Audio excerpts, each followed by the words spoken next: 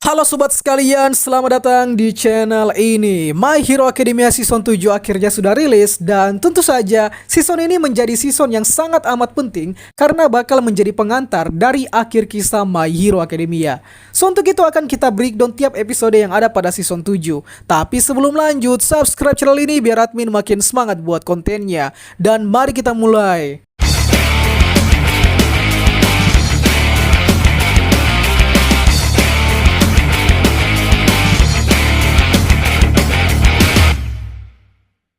Episode pertama ini mengadaptasi dari chapter 329 hingga 331.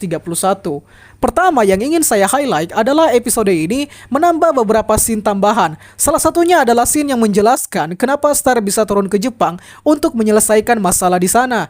Nah, alasan Star bisa terlibat dalam masalah internal Jepang tidak lain karena Jepang sedang dalam masalah dominasi villain. Ditambah lagi banyak pahlawan yang mulai pensiun akibat kekalahan hero melawan Paranormal Liberation, sehingga Jepang membutuhkan adanya bantuan sumber daya pahlawan dari negeri lain untuk menyelamatkan negaranya. Tidak hanya itu sebenarnya, motivasi Star datang ke Jepang disebabkan oleh ikatannya dengan All Might, di mana bagi Star, All Might adalah pahlawan yang memotivasinya untuk menjadi pahlawan, sehingga Star menjadi pahlawan terbaik dan terkuat peringkat 1 di Amerika, negara pusat perkembangan quirk paling maju dalam universe My Hero Academia.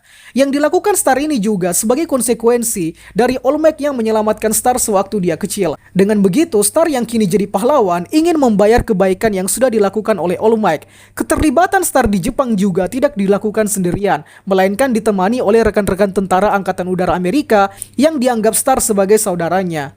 Kedua, alasan Shigaraki melawan Star. Sebenarnya rencana melawan Star adalah rencana yang 50-50 akan berhasil, sebab kondisi Shigaraki untuk melawan Star sejatinya belum sempurna, akibat sedang terjadi upaya dominasi All For One di dalam Vestige Quirk Shigaraki. Tapi apa alasan All For One nekat melawan Star? Secara Star ini memiliki quirk yang kuatnya tidak masuk akal. So ini karena wacana jangka panjang All For One. Dengan merebut quirk milik Star yakni New Order, All For One beranggapan bahwa nantinya quirk tersebut bakal menyokong kekuatannya untuk merebut One For All. Jika All For One berhasil merebut quirk New Order ini, maka quirk ini pastinya akan diperkuat oleh All For One, entah dengan meningkatkan potensinya dengan lebih jahat atau dicampur-campur dengan variasi quirk lain sehingga menghasilkan kekuatan baru yang lebih powerful. Tapi intinya adalah All For One bakal menggunakan quirk New Order untuk mewujudkan rencana jangka panjangnya, yakni menjadi dewa di planet yang dipenuhi kekuatan super dan menjadi penguasa dari seluruh negara. Ya, lagi-lagi tujuannya sangat kapitalis ya. Selain itu juga dengan mengalahkan Star nanti, maka di saat yang sama juga All For One bakal membuka peluang bagi seluruh teman-teman villainnya yang tersebar di seluruh dunia untuk mengacau dan tunduk pada tampuk kekuasaannya.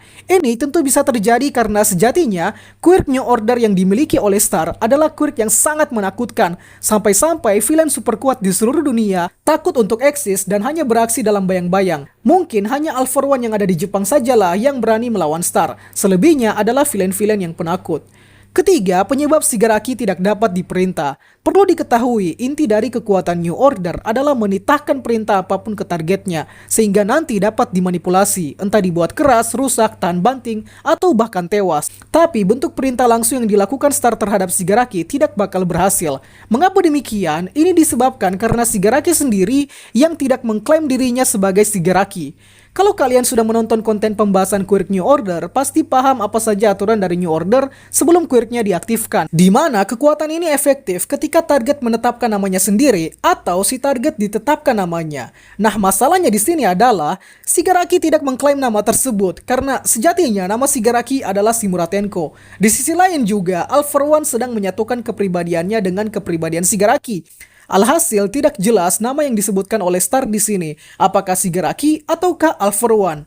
Sementara itu juga tidak diketahui apa nama asli All For One selain Shigaraki itu sendiri. Jadi intinya Star tidak bisa menitahkan perintah langsung ke Shigaraki secara paten, sebab Star sendiri tidak tahu apa nama asli Shigaraki ataupun All For One. Episode pertama yang keren sekali dan kualitasnya cukup meningkat ya. Itulah pembahasan kita pada kali ini. Sanggah apabila ada yang kurang, request juga di kolom komentar untuk pembahasan selanjutnya. Dan akhir kata, see you next time.